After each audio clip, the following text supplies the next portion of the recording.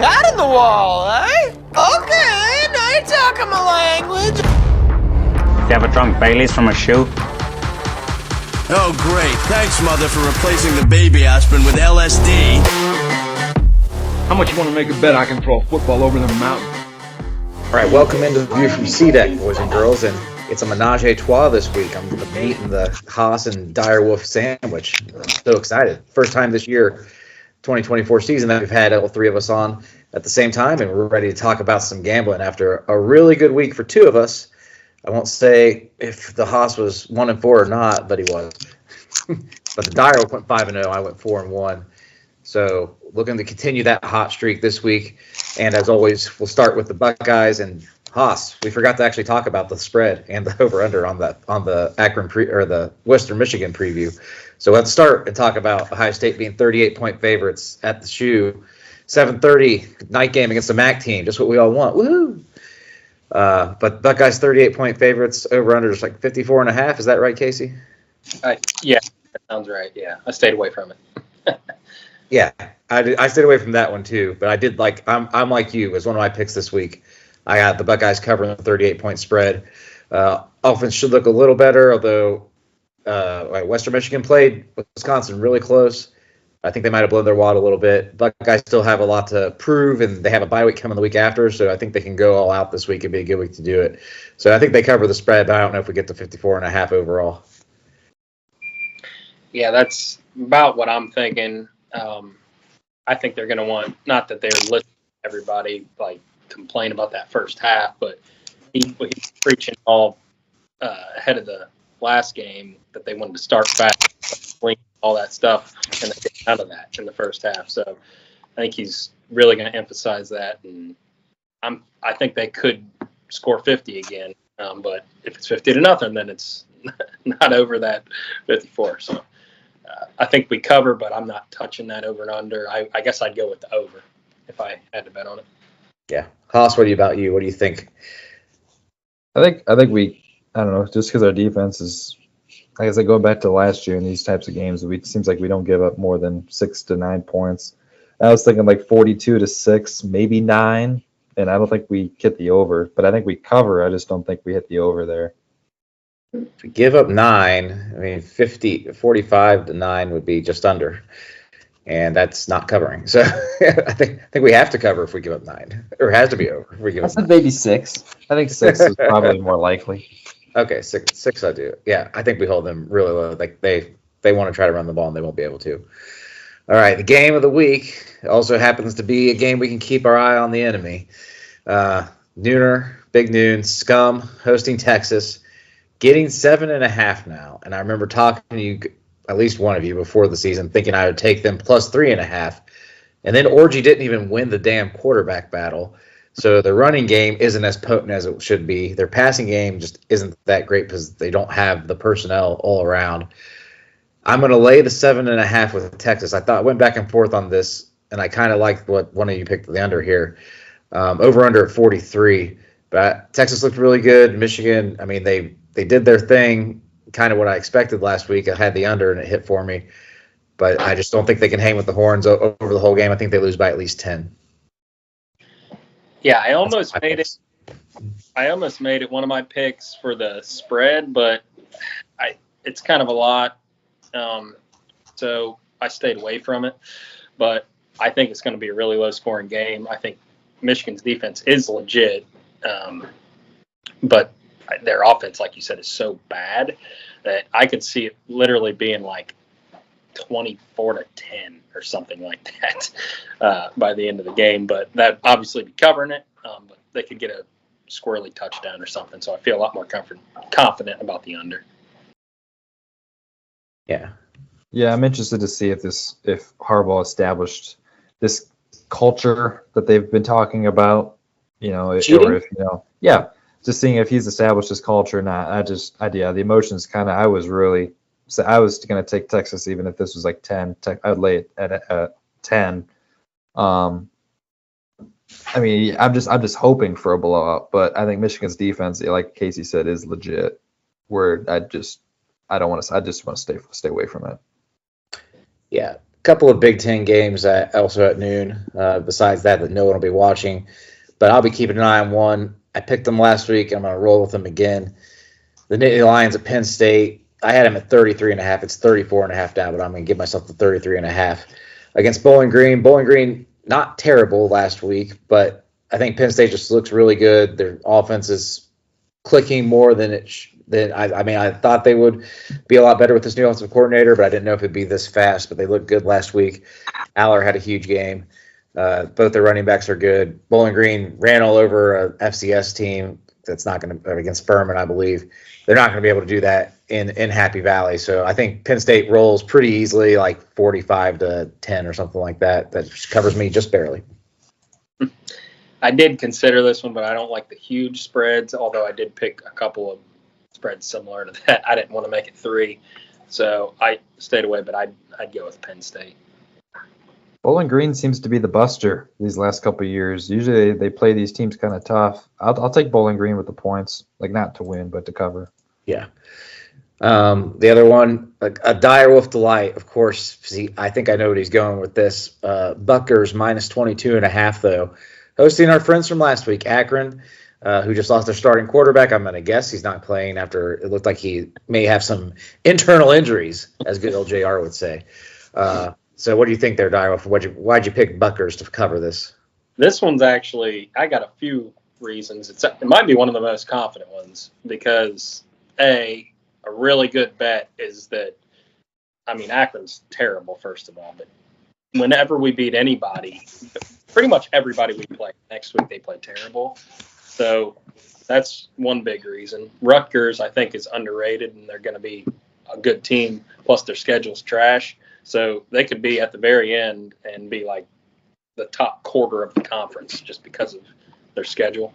So for both of those reasons, I think, and that number isn't really that much. So I think they're going to cover. Haas, what do you think?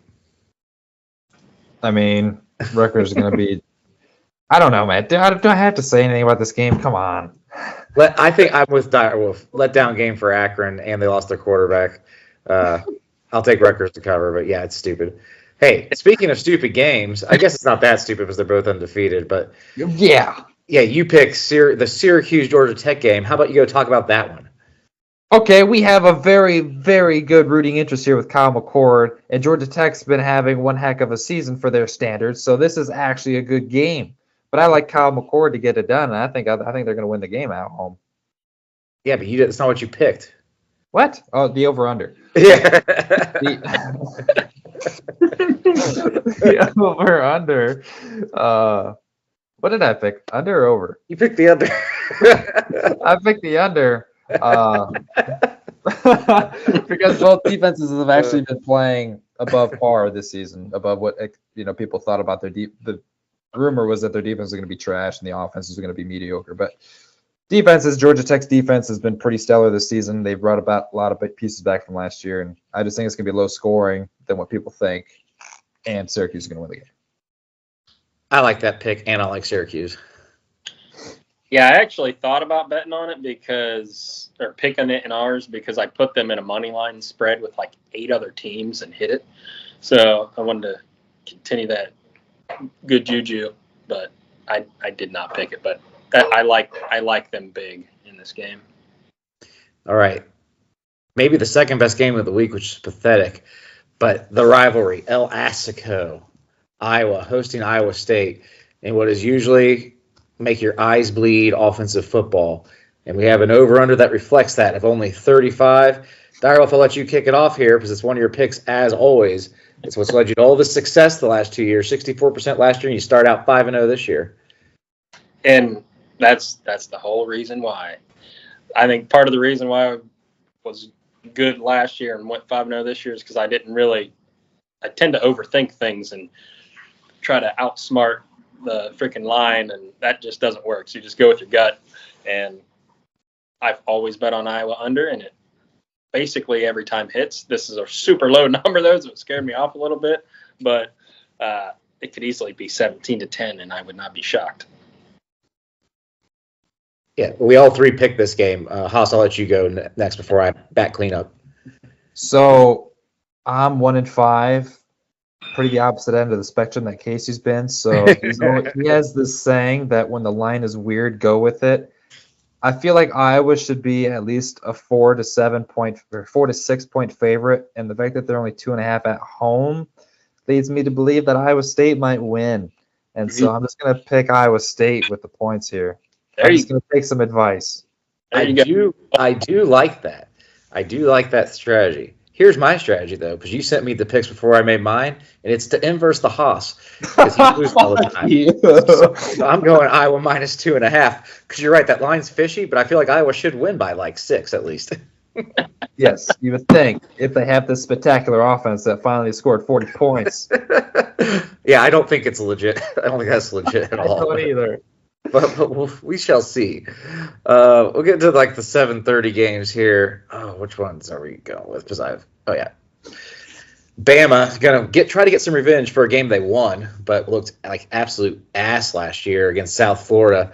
And both of you picked this one to start out, and Bama was like one of my most sure bets last week.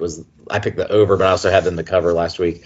And the over-unders at 63.5. They're minus 31. You both picked Bama. I'll go with you, Haas, to start out this time. Yeah, I don't know. You just gotta have a little bit of a new feeling about this Bama team. I mean, this is like a little bit more optimism. I think that they kind of seen this season with this team. Saban being gone, and so I think night game at home. It's tough not to pick them, but just 31 points. Yep, I had them last week in the podcast 5 picks, and they covered easily. And I think just kind of a theme, like it's natural to kind of underrate them after Saban leaves. So the spread is going to tend to be less than they typically win by. So that's another, I'm staying on that train. I might just keep going with it in these until they prove me otherwise. Yeah, I think I'm with you. And one thing I may have underestimated and didn't think about really till like literally just the second, but the moving from like we see this all the time with coaches that are like taskmasters and like hard asses like Saban. When they leave and somebody a little more player friendly comes in, there's usually a pretty big boost like early on, and we may be seeing that here with Bama. Because I agree with you guys. I think they are going to. I mean, one, they should have some revenge on their mind too, because they want to like rectify what happened last year. But they should be pretty. I think they're like really good right now, and Milroe's like perfect for this offense. So I'll take them to cover the 31 pretty easily. One game none of us picked, but is the only other top 25 matchup of the week. Tennessee at NC State.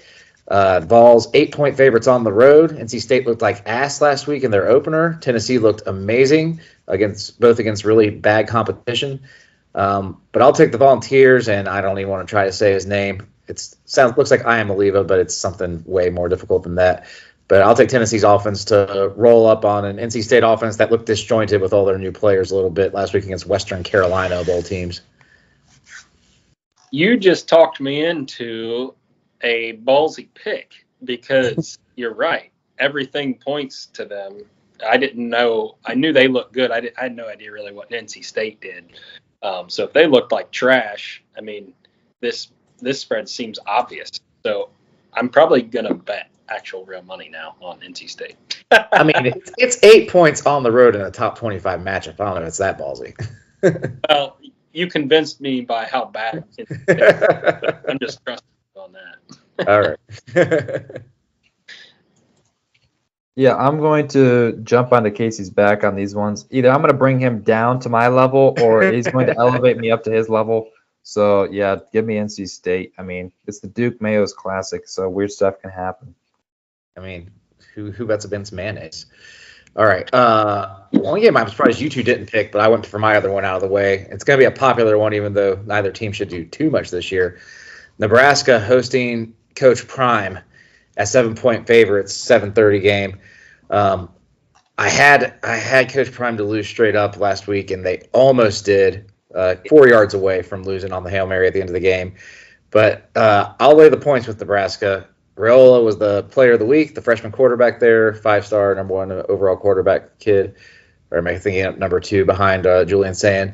But Nebraska's on the rise. I think Colorado, they they look so sloppy against a team they had so outmatched athletically. They won't be able to outmatch Nebraska the same way. So I'll take the Cornhuskers to cover this one. Jeremiah deserves that award, just for the record. But I do think I think they're going to be pretty good this year. So I wasn't shocked that he had a great game, and I'm pretty big on a few of the Big Ten teams this year that have been like right there on the doorstep of being good, but just like Rutgers and them. I think they could be like an 8-win team, like sniffing the bigger bowls outside of the playoff. Yeah, I'm gonna go against Matt Rule here. I'll go with Colorado. I don't know. Just getting 7.